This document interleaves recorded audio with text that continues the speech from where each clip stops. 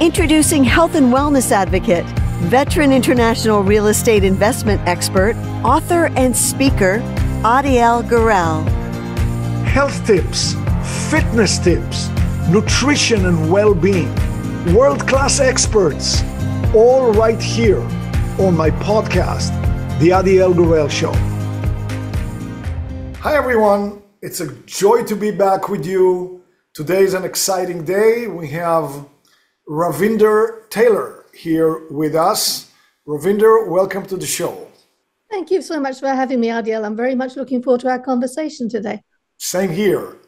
So, let's just begin. If you can tell us how you got here. What led you to this type of work? How did it happen? Your path, basically. It happened a little bit accidentally. I think I was always interested in how the mind works. And psychology, but I didn't actually get a formal education there. My degree is in microbiology. And so I was very much a hard scientist, and I was working in a path lab. And then one day, all of these flyers appeared around the hospital. This was at the public health laboratory at the Leicester Royal Infirmary. All of these flyers appeared everywhere talking about a hypnotherapist who was going to do a presentation. He was an anesthesiologist who also practiced hypnotherapy. At that time, I didn't take hypnosis seriously.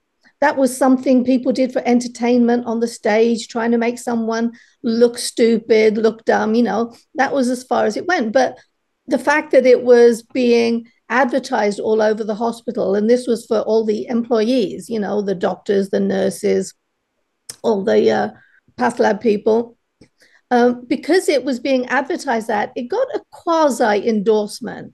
And of course, everyone was interested because, it sounds fun, even if it's not serious, it sounds like it's fun. So we attended, and the auditorium was really large. The lab that I worked in, there were about 70 people that worked in there. And most of those people attended this presentation too, but they were sprinkled around this large auditorium.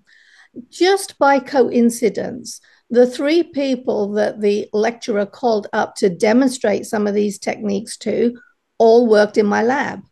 So I knew for a fact that these were not shills.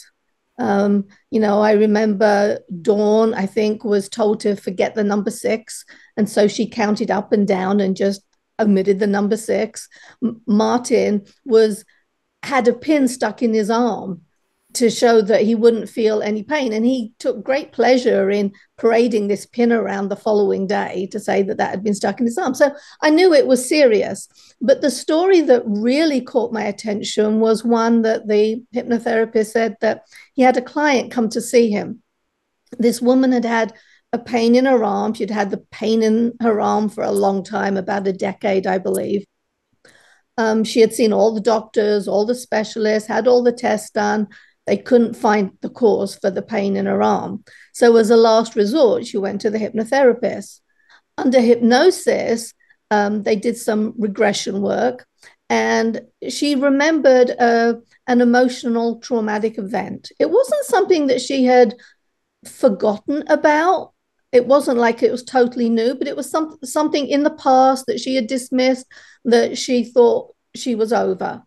But under hypnosis, it brought it to the surface. The following day, she phoned the hypnotherapist and said the pain in her arm had gone. Apparently, it had gone immediately after this uncovering, but she hadn't believed it, which is why she waited until the following day. And that just intrigued me. What is there about an emotional event in the past that can cause a physical ailment today? I found it absolutely fascinating. I found all the hypnotherapy fascinating. I ended up signing up for some hypnotherapy, and I experienced techniques like automatic writing, automatic drawing, uncovering different issues. There was one where I was doing this automatic drawing under hypnosis. We had already done the regression. We've gone back to these different ages, and we were looking at not just the cause of a particular issue, but all the small events that trigger it and reaffirm the particular trauma. And so I did this automatic drawing. So he put me under hypnosis. I did this drawing. Then I opened my eyes at the end of the session and I looked down at this piece of paper and there was just this mass of squiggles on the paper. Well, I'm not an artist, but even this was bad even for me. But the following week, we went back. He put me under hypnosis again. And I looked at this picture and I knew exactly what it was. When I was about 8, I was in elementary school. We used to go swimming as a class. There was a pool on the grounds of the school. It was just an above ground pool. There weren't proper lessons. It was just something that we got to do in the summer. And I was in this swimming pool and the teachers were walking around the outside.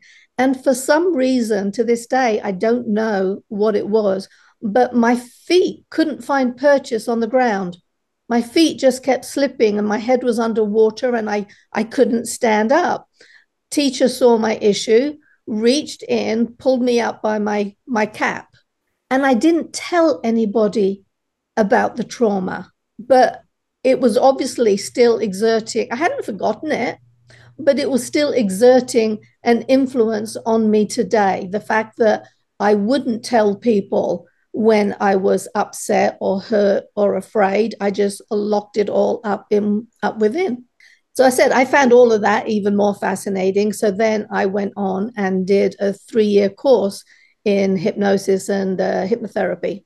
From that, at the end of the course, Eldon Taylor, my husband now, but at the time, he's an expert in subliminal communication. He's written several books, testified as an expert witness, but he was coming over to do a special presentation. And so I got to learn a whole lot more about how we intake information subliminally. Eldon and I got together, and from that point onwards, I have been fascinated by the subject. I've been researching it, studying it, testing it out on myself, trying to find the practical applications. My approach is very, very, very practically minded. So it's not a case of just having information that's interesting. It's about how can I use it to improve my life? Well, it's very gratifying to have a spouse who is also in the same general field, and you probably can enhance each other's work, which is even nicer. So that's really gratifying, I'm sure. It seems like it's not just the mind that controls, based on your story, our health and well-being. It's we call it mind, but isn't it deeper? Doesn't it go to the emotions? Doesn't it go somewhere else? Maybe the word mind is not the most accurate. Yeah, it can be hard defining the difference between the brain and the mind. The way we look at it, as is commonly seen, you look at different levels of the mind. There is the conscious mind, all the stuff we're aware of. There's the pre-conscious mind that has the information that we haven't forgotten, but we draw on it. And the better our memory is, the better our access to the pre-conscious mind is. And then there's a subconscious mind. And that's where all the fascinating stuff happens. That's where things get forgotten. But they still, as I said, they still exert an effect, and it plays a huge role in health and well-being. You see that most obviously in the placebo effect. The placebo effect is where it has its effect by your beliefs. It's your beliefs, not necessarily what it is that you're taking.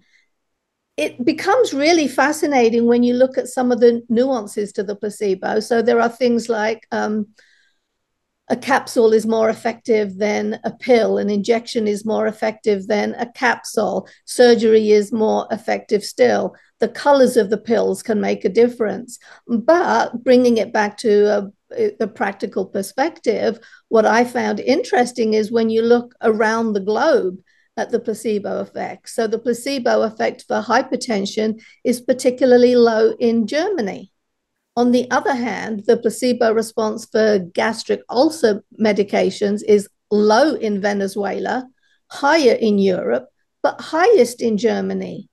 So, what is it about our enculturation that is going to cause some of these kind of effects?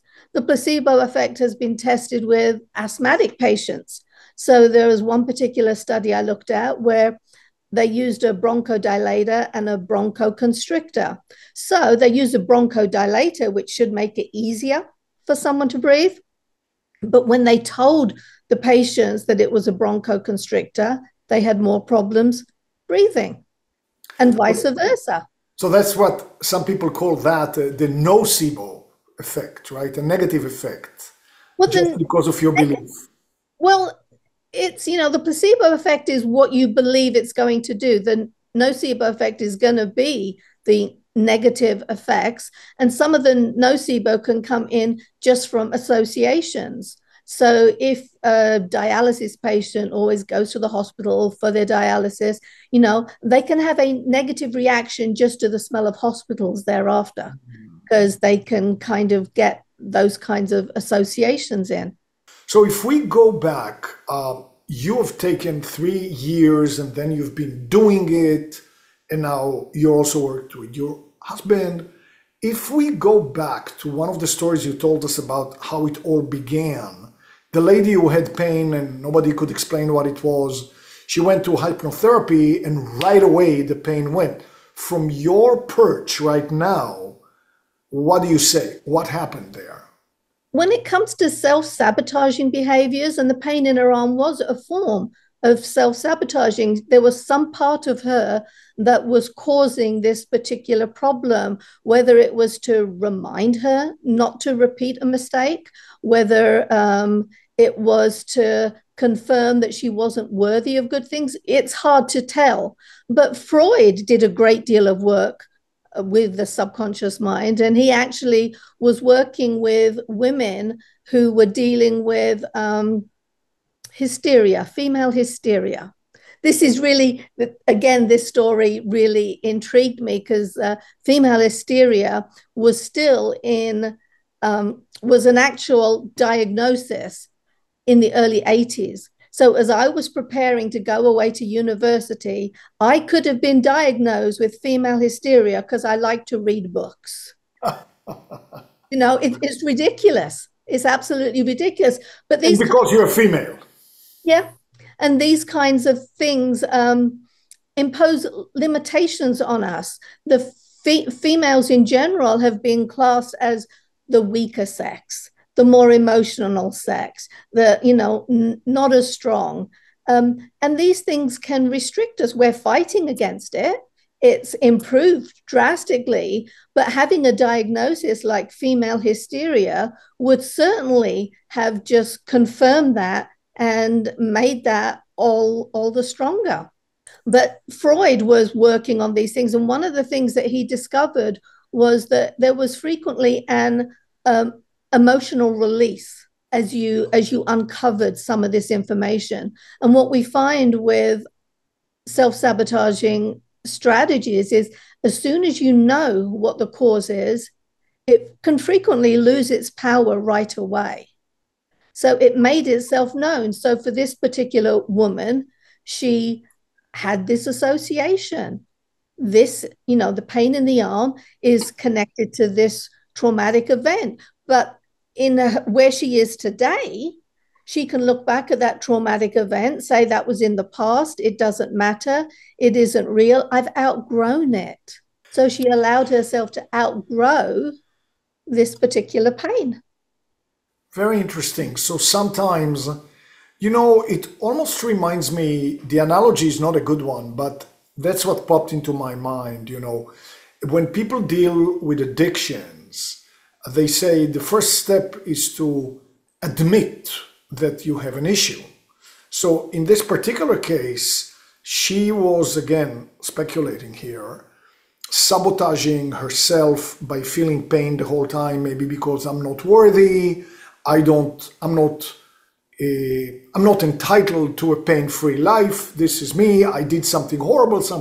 And then just by shining a light on the source, it goes away. That's absolutely fair. I mean, I'm torn between wanting to ask you a lot of questions and also a general sense of a possibility, because obviously we all pretty much have a mind.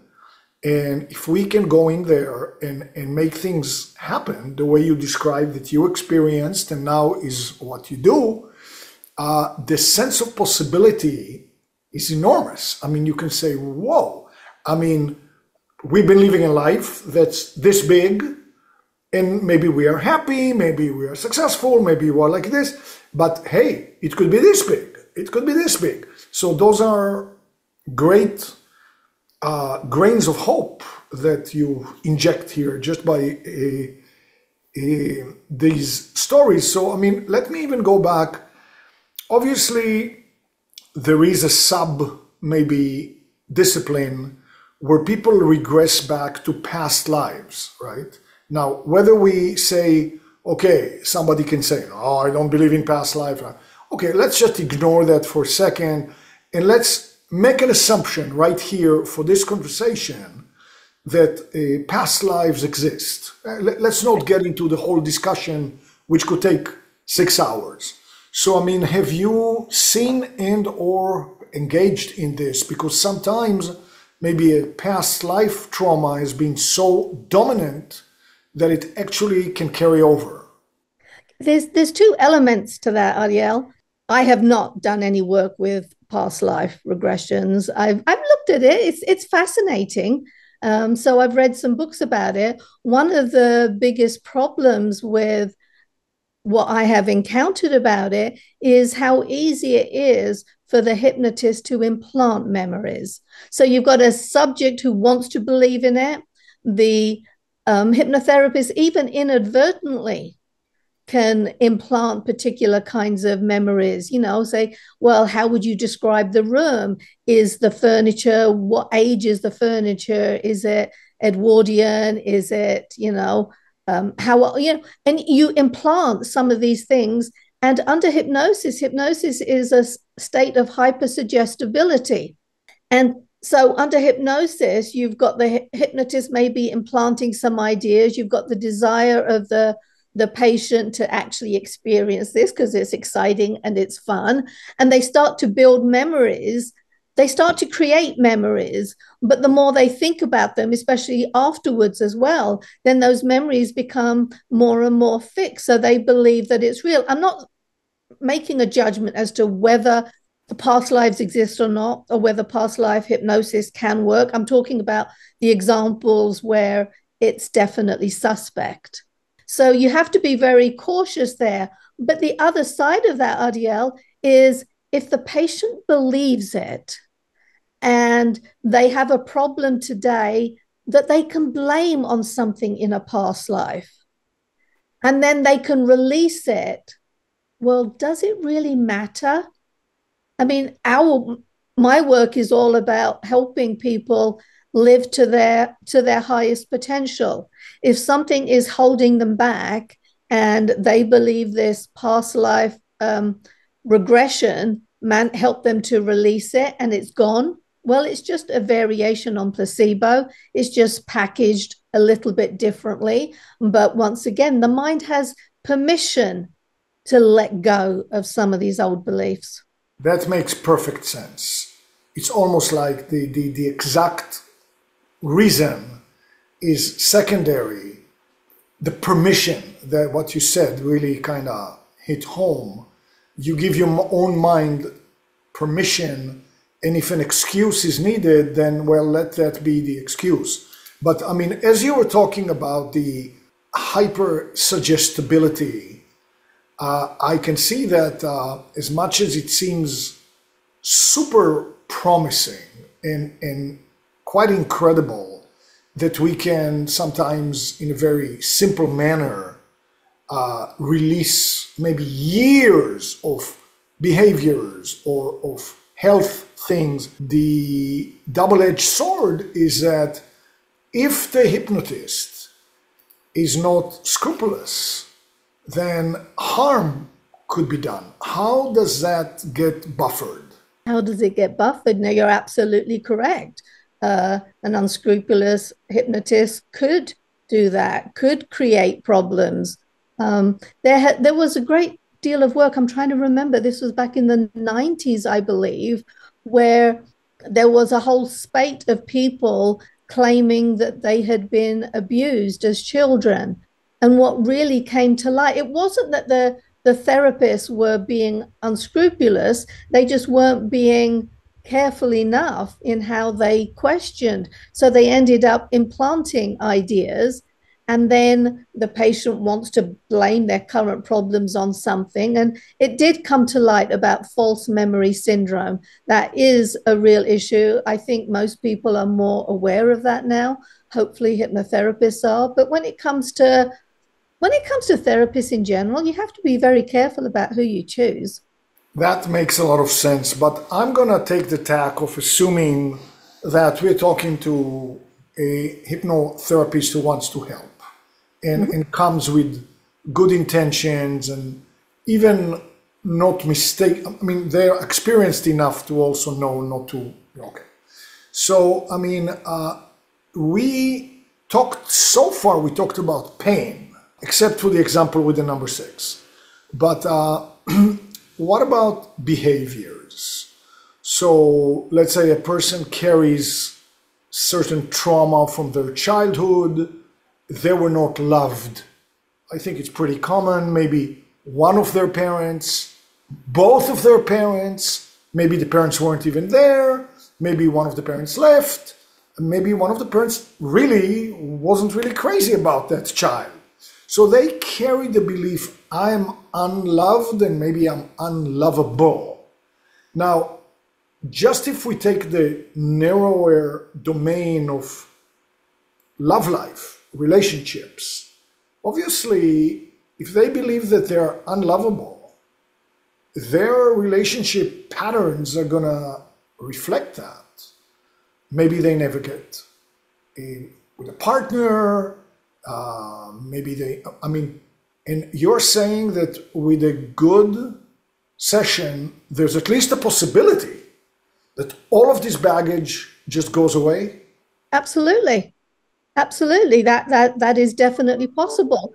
But you don't have to have hypnotherapy to make these kinds of uncoverings either. That's what mind training is all about, explaining how the mind works, how we learn information, how it gets embedded in the subconscious mind, and how it can be expressed.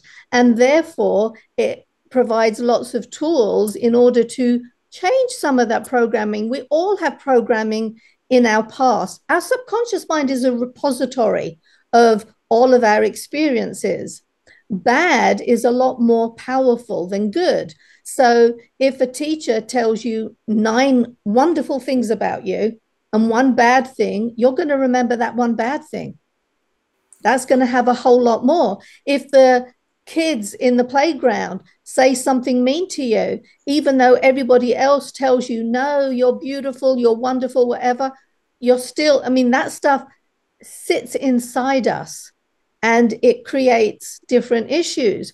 You're talking about perhaps if you're unloved as a child. There was one particular research paper I looked at that I found particularly interesting. And what they did was they looked at infants. So these are a year old, 1.5 years old, thereabouts.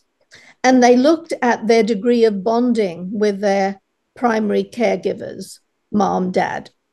And looking at the degree of bonding, they were able to predict the number of friends they would have in high school and the number of good relationships they would have.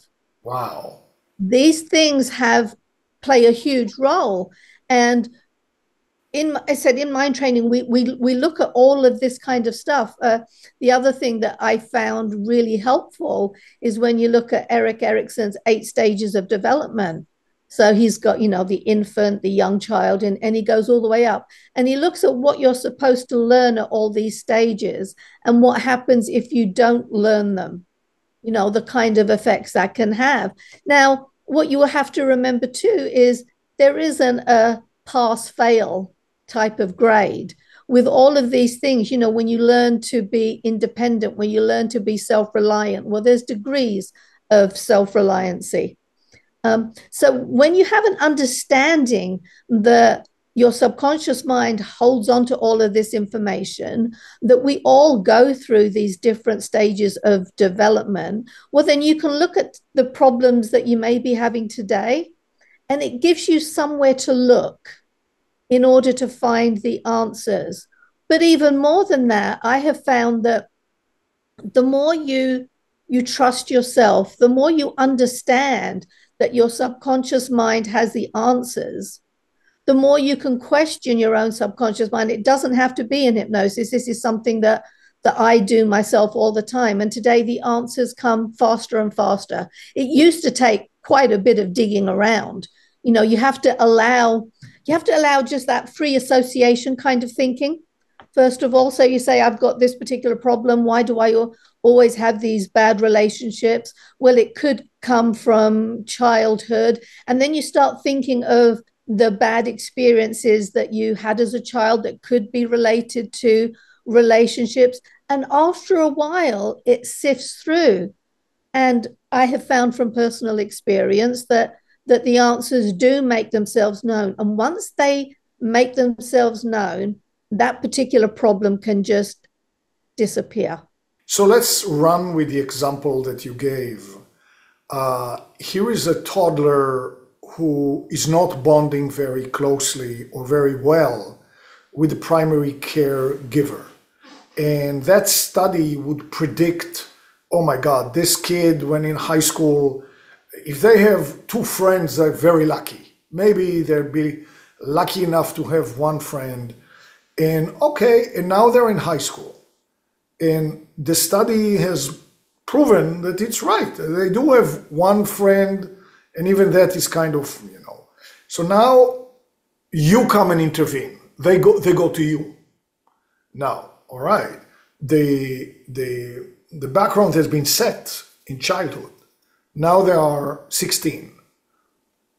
What is it going to take to get that out of the system and simulate a life in which that teenager did have a great bonding? What's going to happen there? What's the process? What you can do there comes down to reframing things. So the person at 16, the person at 25 tells you, I just feel unlovable. People don't love me. I fail all the time. I look at this example, look at this example, look at this example, and they can bring out the examples from their childhood that prove that point. But a good therapist is then going to turn to them and say, okay, turn your attention in a different direction. Look at those that did work, or look at those that you've pushed away. Is it possible to do things differently today? Perhaps you thought your mom didn't love you because you're a girl and she wanted a boy. That happens, that can happen pretty frequently. But then instead look at everything that you have today. Perhaps that feeling, perhaps your mom's got over that, so this is just something old that doesn't hold today because you have a great relationship with your mom today. Instead, if you're aware that your feelings of being unlovable come from your childhood and it doesn't apply today. So you reframe it, you look out, you find other examples, or you go and test it. You go and test it rather than pushing people away. Smile at them. Smiling is the best way to be more attractive to someone else. Smiling actually is good for so many other things. Just the simple act of smiling increases the happy brain chemicals that makes you healthier, that makes you stronger, but it can also make you more successful in life, can make you live longer. There was a couple of studies I looked at. One looked at baseball cards and one looked at high school pictures. And just looking at those pictures, they found a correlation with how long people would live. Basically, those people who smiled really broadly. They call it the Duchenne smile. The Duchenne smile reaches all the way up to the eyes crinkle up, it's a full smile. Those who had the Duchenne smile in these pictures lived on average 7 years longer than those who weren't smiling. Those who were smiling just a little bit would live on average 2 years longer. Those who were frowning? Yeah, didn't live as long. These things have an effect, and it goes, as I said, it goes everywhere. They actually looked at the financial situations of these people, and the smilers would do better financially. They would do better in their relationships. They would do better in their careers. And it sounds like such a small thing. People don't think about smiling, but ever since I came across that work, I pay attention to smiling. I make an effort to smile at other people because that's my way of helping someone else. When someone's smiling at you, you feel more relaxed, and I wish to help the world at large. So I'm going to smile at people, try and make them feel comfortable. I practice smiling to myself to tell myself I'm worthy. When I go to the bathroom, especially ever since COVID, when we're all started washing our hands a whole lot more frequently, a whole lot more thoroughly, I would take a second to look in the mirror, smile at myself, and tell myself something positive. You're good. You can do this. You got this. And it is so uplifting. It is so uplifting. Actually, it makes so much sense on so many levels. I mean, we talked before about the person who feels unlovable, and that affects relationships. So even if we talk about romantic relationships, when people meet each other, well, nowadays a lot of it is online, but in real life, obviously a smile is also an encouragement. Oh, you can come and talk to me, or, that can actually build something that will happen. But, you said something interesting. So when the person, again, doesn't have to be that teenager we talked about with the one friend now, but, any person who goes around feeling I'm unloved, I'm unlovable. So you alluded to, and I think that's exactly how it is in life, it becomes a self-fulfilling prophecy. So you take two people right next to each other, they're the same person. Let's say they're even twins, identical twins. Let's not go. I mean, there is the nurture part here, not the nature. We take identical twins. One of them carries the belief that they are, unlovable. I mean, I'm just riffing here. It's, a scientist may say, no, identical twins. That's my example here. So they're exactly the same. But one of them carries a belief that they're unlovable and unloved. And for some reason, the other copy of that person doesn't. So the other copy meets a person, a male, a female, a friend, a lover. Maybe they smile, maybe they talk, they feel at ease, they have a new friend, they go on a date. That person with the belief already knows they're going to be rejected, so they reject the whole thing themselves. They tell themselves, oh, this person is stupid, it's not gonna, or, so I mean, it's self-fulfilling prophecies happening day in and day out. Isn't that the case? Absolutely. And self-fulfilling prophecies, are in play in lots of different areas. That's what, the work on the Pygmalion effect demonstrates that really well. What they did initially was they took kids in school, and what they had to make the teachers really believe. So what they did was they told the teachers that the kids had taken a particular test, and they gave the test a really fancy name, so it sounded even more impressive. And they said that that the test results would be a predictor of how well the kids would do. And they told the teachers which of their students had scored well on this test. And what they found was, for the first and second graders in particular, the results were pretty remarkable. The first graders improved their scores by about 15%. The second graders improved it by about 10%. The older kids did not improve as much, and there are explanations for that. in that, when kids are first going into school, the kids don't know what to expect. And the teachers don't know anything about the kids, so they don't have any other preconceived ideas.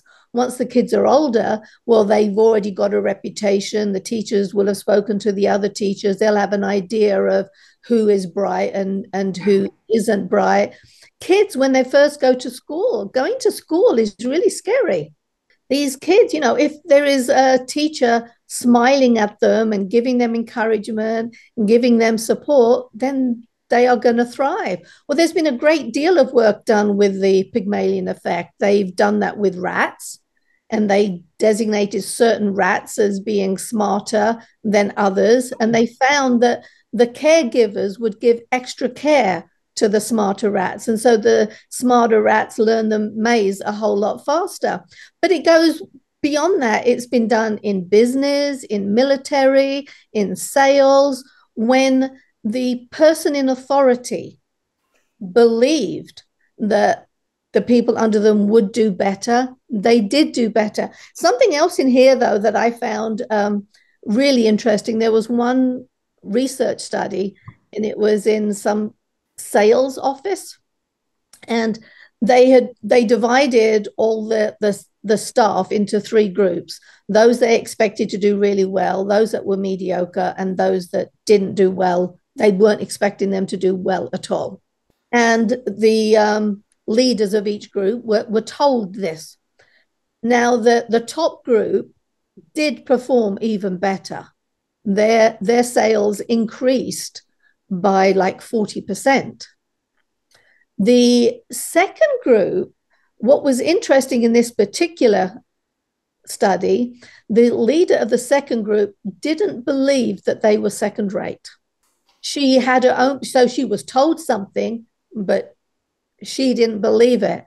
And as a result, her team didn't do as well as the first group. Belief is only going to go so far.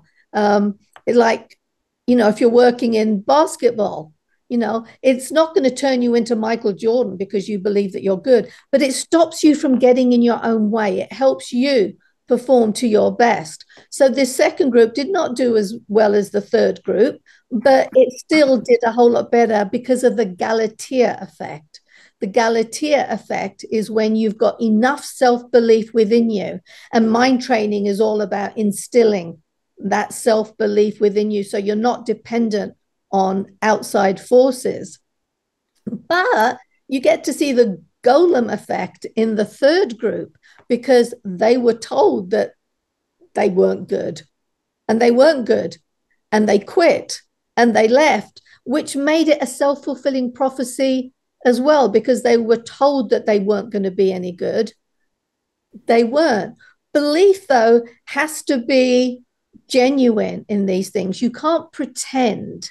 You say you're in a position of authority. You can't pretend that your students or your teammates or whatever are the best. You have to find something that you can actually believe in. And they actually did video footage of the teachers or the authority figures in these things. And what they found was when the authority figure believed in you, they would smile more, they would nod more in agreement. There were lots of micro expressions that came along that reinforced the idea. We pick up information subconsciously.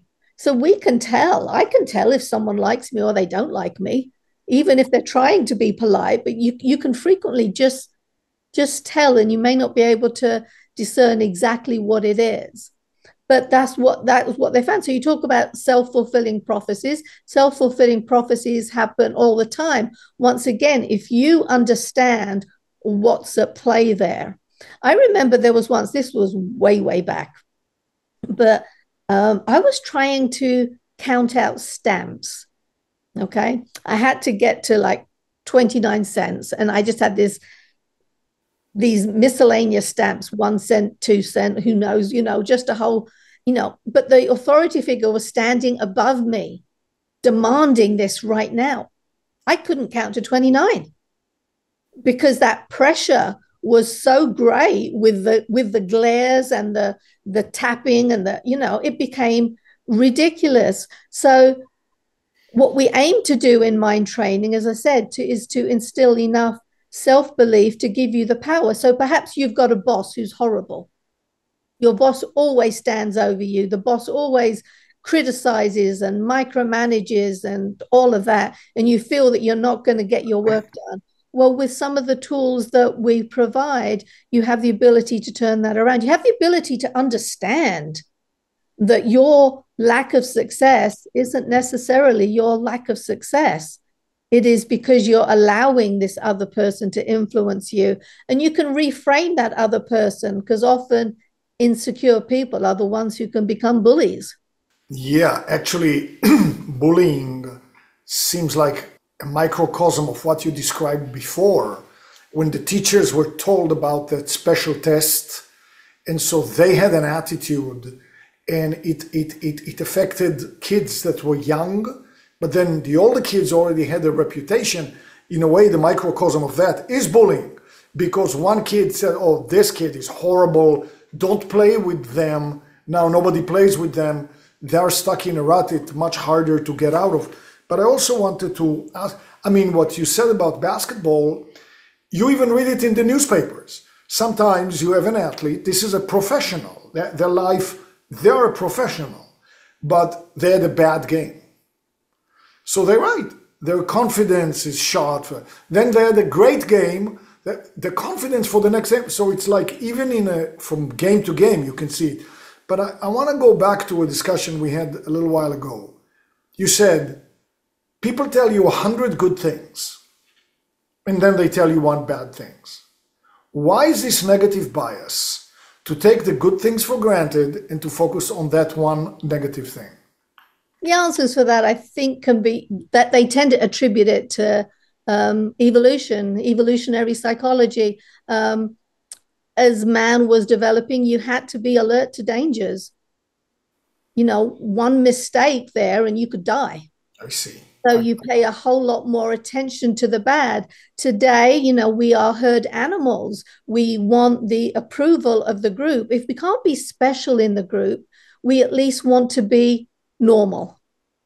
So that fear of being ostracized, that, you know, that all comes into play as to how we behave or how we react to some of these things.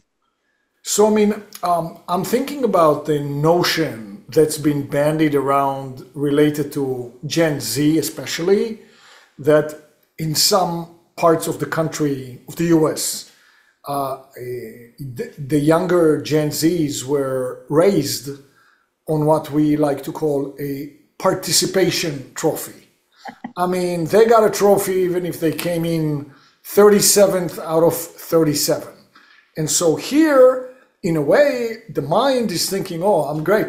But as you said, just because you think you're good at basketball doesn't gonna make you into a Michael Jordan. So now they go into the world and they expect a trophy. And sometimes it can clash.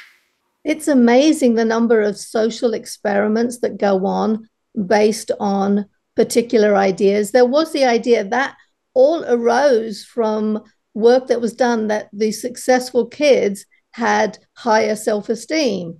So somebody decided that having higher self-esteem would make people more successful. They've actually discovered that it doesn't. It is the achievement that helps kids develop their esteem. The secret to developing esteem in kids then is to find out what their talents are.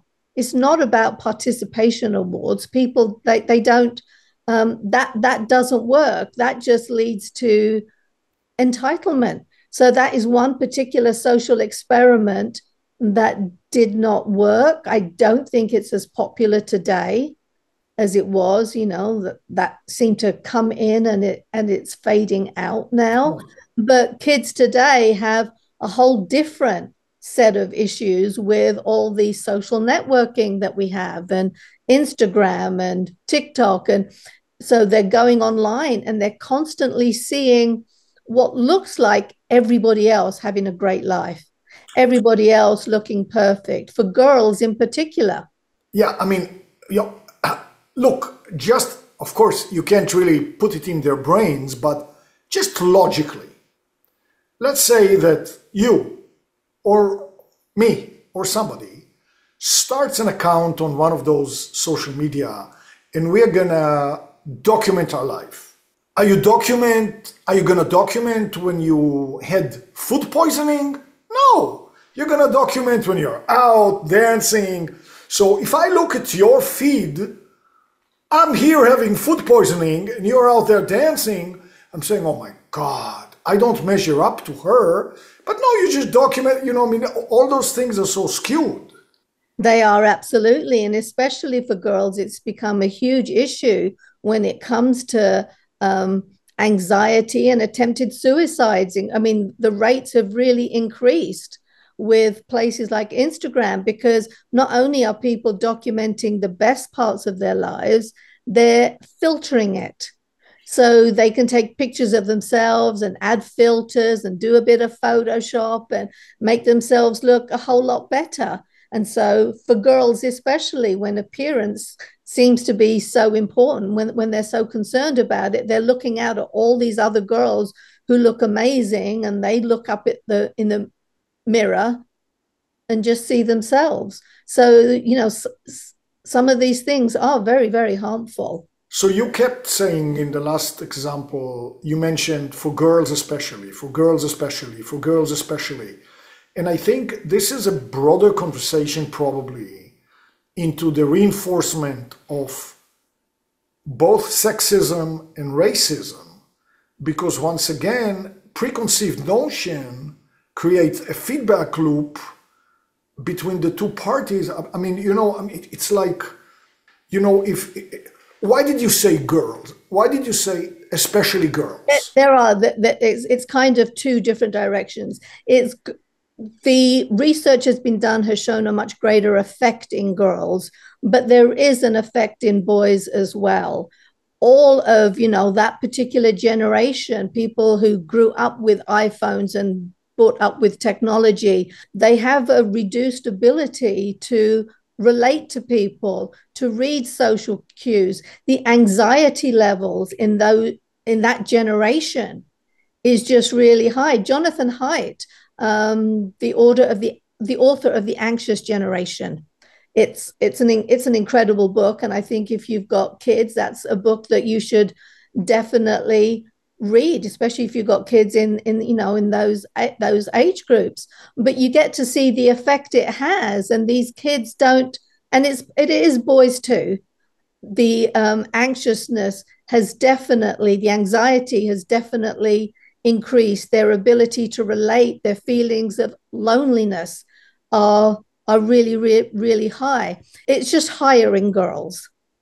It's a matter of degree. The number of suicide attempts amongst girls is higher than the number of suicide attempts in boys, but they've got the additional level. It's not part of what they attributed it to was people spend so much time looking at their phones that they're not talking to the person next to them. I hear accounts, lecturers going in to give a presentation, and whereas before they would walk into the classroom and the kids would be talking amongst each other and interacting, now they go in and it's silent because they're on their phones. And we learn social cues by practicing them.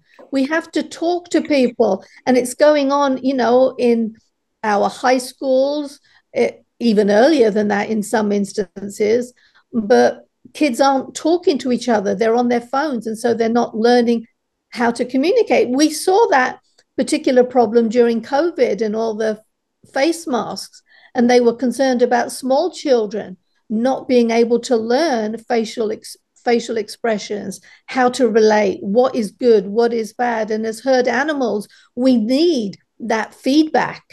Well, I happen to also study and explore some other natural phenomenon that we are changing in the last generation.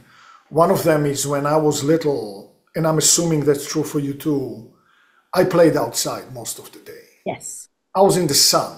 I saw the blue sky, the green trees. I ran around, I touched the trees, I climbed the trees. My parents had to call me in for dinner.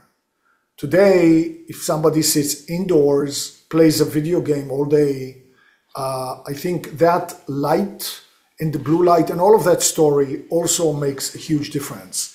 But I mean, if we talk about the lack of ability to read social cues and facial micro expressions that you were mentioning before, obviously the rates of people on the spectrum, on the autistic spectrum, has skyrocketed.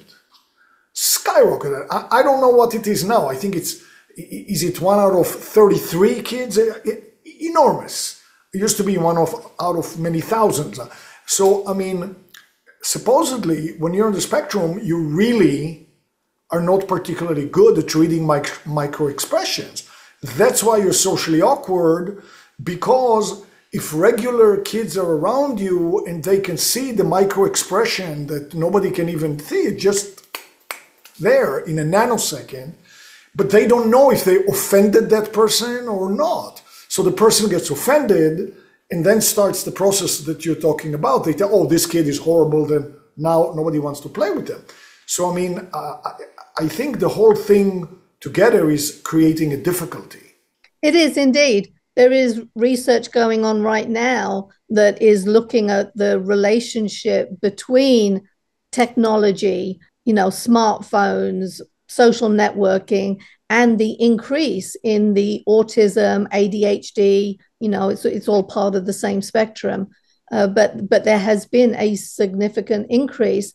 I've not seen anything definitive yet, but they are certainly exploring that. And once again, that's that social experiment. We've handed our kids these smartphones without realizing the consequences.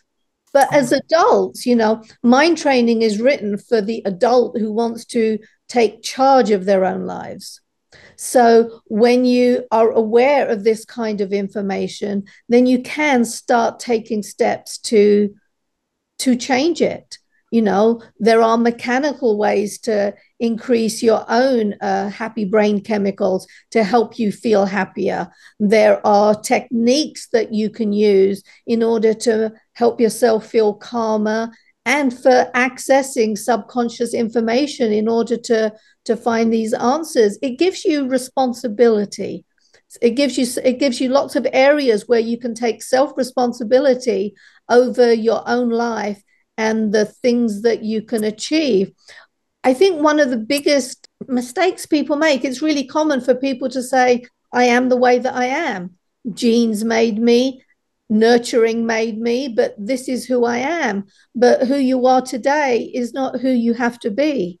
I mean, this is bolstered by some old expressions like you can't teach an old dog new tricks, or I'm old enough to be set in my way, But there's another thing that I wanted to ask you before I dive into the resources that you have, because I, for one, am greedy to know as much as possible and what I can get and do and get help from you and your resources. I want to ask about something called imposter's syndrome. So, I mean, if we have a person who carries the belief that they are not successful, that they are not good enough, and yet they succeed, people succeed. I mean, maybe by chance, maybe by a fluke, maybe they were in Palo Alto, in downtown at exactly when Facebook was raising money and they said, I'll kick in my $5,000 and now they are a billionaire, whatever it is. They're successful, but they walk around with imposter's syndrome. So the external world see them as successful, but they feel they're fakers. They will be discovered any minute because there's no way that they can be successful. What do you say to all of that? Imposter syndrome is incredibly common. Most successful people have it to some degree. And I think that was one of the things that helped me out the most. Everything that I talk about in mind training, I've practiced. I use these techniques. I told you, it started early on with me having hypnotherapy. I've been learning constantly, slowly, but you don't see the changes in yourself. So when I first when I first started work on mind training, I didn't think I was capable of it. Period. I didn't think I was capable of it. And today there are a number of professors of psychology at prestigious universities who have endorsed the book, saying that it's realistic and doable. It is based on hard science. So the person who has imposter syndrome, I would say, welcome to the club. And when you realize that, though, when you realize that everyone has it, it's totally normal, then all you can do is find ways to deal with some of the tension that comes along. Well, I think the best encapsulation of imposter syndrome is what Groucho Marx said: I don't want to belong to a club that will have someone like me as a member. Yeah. So, I mean, okay, now let's dive into the fun part. Obviously, I listened to you from the very first moment. As I said, I have this sense of, whoa, there's something here that can be grand. And I want to know more, I want to get more. So let's talk. Let's start with all the resources that are available, that are accessible to me or my viewers / listeners. You mentioned the book. You have a book? Yes, the book is Mind Training, The Science of Self-Empowerment. It is totally science-based. I wanted to keep it very science-based. So it's very hard-hitting. I draw on over 200 independent scientific studies for it. But I don't only tell the results of the study, I will explain it, because the book, again, is about self-empowerment. I want the reader to fully understand the material so they can personalize it for their own lives. Okay. We're all different. We have different tastes. So there's the book. But let's pretend for a second that I carry the belief, which is unshakable for me so far, that I'm a lazy bum. And even if you give me a book with extract recipes of what to do, I will not do it because I'm a lazy bum. That is my belief. So let's go one deeper. For the lazy bums amongst us, what can we do to reach you? Can we work with you one-on-one? All of the stuff that we might be able to get via your resources and expertise. You can go to my website, ravindertaylor.com. That's where I will be advertising everything that I do. I'm not doing one-on-one coaching at the moment, but I am doing some group coaching. So again, if you subscribe to our newsletter, you'll get to hear all about that. And subscribing to our newsletter means that you will constantly receive information that tells you about the power of the mind and what can be achieved by changing your thoughts. That is the first step of mind training, is fully understanding what your mind is capable of and having a definite awareness that you can get into the driver's seat of your life. It doesn't have to be all driven by old programming in your subconscious mind. You can take conscious control over that, and you can choose the person that you want to be. So yes, visit my website, ravindertaylor.com, sign up for our newsletter, and pick up the book. So, I mean, is there a possibility that in the future you may work with people one-on-one, or that's just time-consuming? Absolutely. No, I will. I've been very focused on the book right now. So yes, I am certainly planning one-on-one coaching as well. I can explain my logic when it relates to that. You know, you're busy and I'm busy, he's busy, she's busy, we're all extremely busy. And each one of us usually is an expert in our field.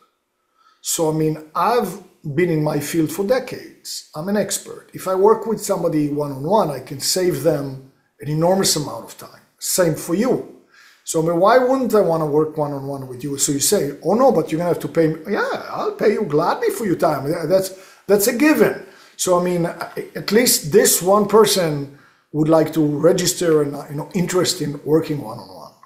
Absolutely. Then I'd say, drop me an email.